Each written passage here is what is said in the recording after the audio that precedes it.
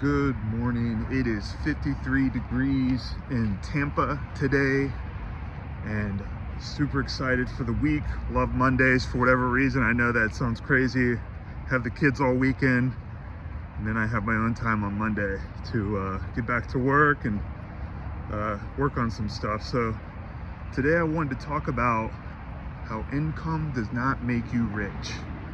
I've seen people with lots of income, not a lot of assets, and really it's actually a recipe for disaster when you don't. It's increasing your risk of when that income is removed, you are going to have a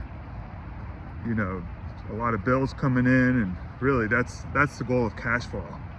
And really the savings rate is which we talked about yesterday, super important. With savings rate, it increases your safety and mobility, I guess, to change if something else, if your income does change. Like last year, for me, I had two hurricanes come through, take out two of my main income sources, which was my mobile home parks, a 3-unit and 9-unit. Surprisingly, it's our smallest places, and it pretty much gives me the most income because they're 100% mine. And long story short, $125,000 later, it was a rough 6 months of fixing those things back up and getting them back to stabilized.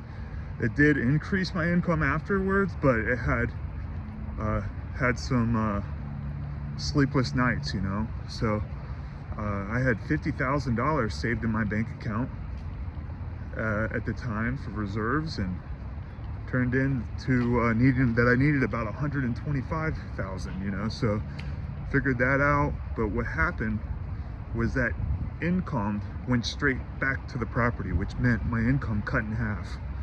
And thankfully my savings rate is pretty healthy. I try to keep it, at least my goal is 50%, and it doesn't happen overnight. What I can tell you about the savings rate is that I started around, 20%, whenever I really started focusing on it.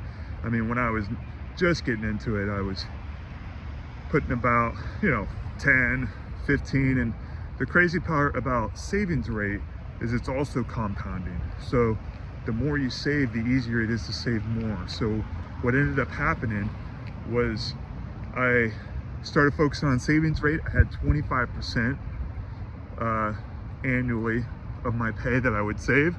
The next year it turned into like 35, 40%. And then the next year, I think it jumped to 70%. And then before you knew it, it was at 100%, which means financially free when you're able to save 100% of your pay. Did all that by focusing on income generating assets.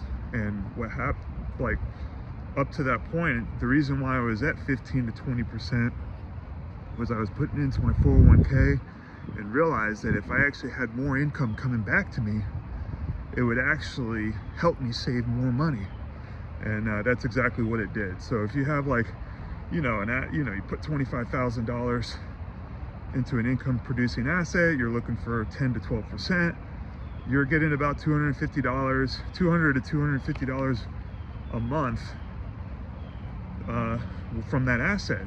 That removes that electric bill. Now you don't have to pay anymore, and you have that $200 to $300 a month that you'd be able to put away towards your next income producing asset. So that's why savings rate is so important.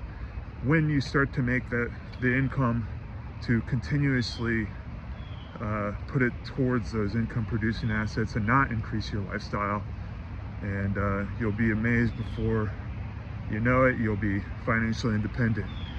With that, have a great day. Thanks.